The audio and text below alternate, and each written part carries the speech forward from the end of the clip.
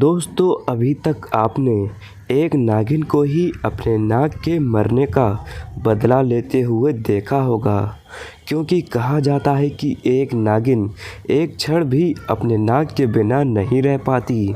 नाग के मौत के बाद नागिन अपने नाग का बदला लेती है और फिर बाद में खुद मर जाती है।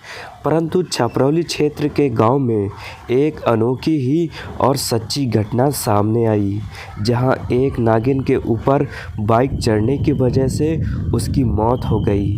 परंतु फिर उसके प्रेमी नाग ने जो गांव वालों के साथ किया, उसे जिसने भी सुना डर से कांप गया।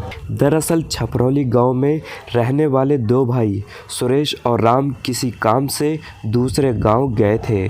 उनकी खुद की बाइक थी और जब वे घर की तरफ बाइक से वापस आ रहे थे तो रोड पर अचानक एक नागिन आ गई। क्योंकि बाइक स्पीड में थी तो पता ही नहीं चला कि कब नागिन गाड़ी के नीचे आ गई। नागिन की वही मौके पर ही मौत हो गई और कुछ देर बाद नागिन के मृत शरीर के पास एक नाग आया और काफ़ी देर तक उसके शरीर के आसपास घूमता रहा। दोनों भाइयों को तो पता ही नहीं चला कि कब उन्होंने एक नागिन को मार डाला है। दोनों भाइयों ने मज़े से रात को अपने माता पिता के साथ खाना खाया और सोने चल दिए।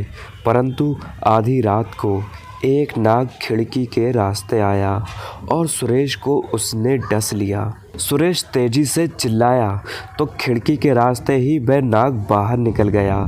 सुरेश के माता पिता और भाई ने जब सुरेश को देखा तो वे डर कर रोने लगे। सुरेश का पूरा शरीर नीला पड़ गया था और मुख से झाग निकल रहे थे। तभी अपने भाई को बचाने के लिए राम तुरंत बाइक लेकर गया और पास के ही प्रसिद्ध एक सपेरे को घर ले आया। सपेरा जानकार था।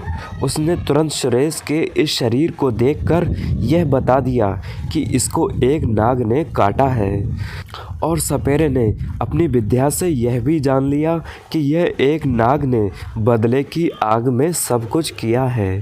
तभी वह सपेरा वहाँ पर मौजूद सभी लोगों को और उसके माता पिता को बोलता है कि आपका यह लड़का सुरेश तो कब का शरीर त्याग चुका है, अब किसी भी हालत में इसे जिंदा नहीं किया जा सकता। परंतु आपके दूसरे बेटे राम को भी जान का बड़ा खतरा है, क्योंकि उन्होंने एक नागिन की हत्या करी है और उसका नाग आपके दोनों बेटों को मारना चाहता है और एक को मारने में वो सफल भी हो गया है। अब अगर अपने दूसरे बेटे राम को बचाने के लिए आपने कुछ नहीं किया तो इसके भी प्राण चले जाएंगे। आपको आज ही मेरे साथ अभी शिव मंदिर चलना होगा, क्योंकि नाग आपके बेटे को मारने के लिए आसपास ही कहीं छुपा हुआ है और मौके की तलाश में है और केवल महादेव जी ही आपके इस बेटे को बचा सकते हैं। यह सब सुनकर राम के माता पिता के तो होश ही उड़ गए। अभी एक जवान बेटा मरा है और दूसरे बेटे के प्राणों को खतरा। उन्होंने वैसा ही किया जैसा उस सपेरे ने कहा था। वे सब शिव मंदिर पहुंच गए। फिर सपेरे ने राम से कहा कि आप महामृत्युंजय मंत्र का जोर जोर से 108 बार तुम्हें जप करना है। और फिर खुद सपेरा और राम के माँ बाप शिव मंदिर में ही कहीं छिप गए। भगवान शिव की प्रतिमा के सामने राम महामृत्युंजय मंत्र का जाप जोरों से करने लगा। तभी शिव मंदिर पर वह नाग राम को मारने आ गया।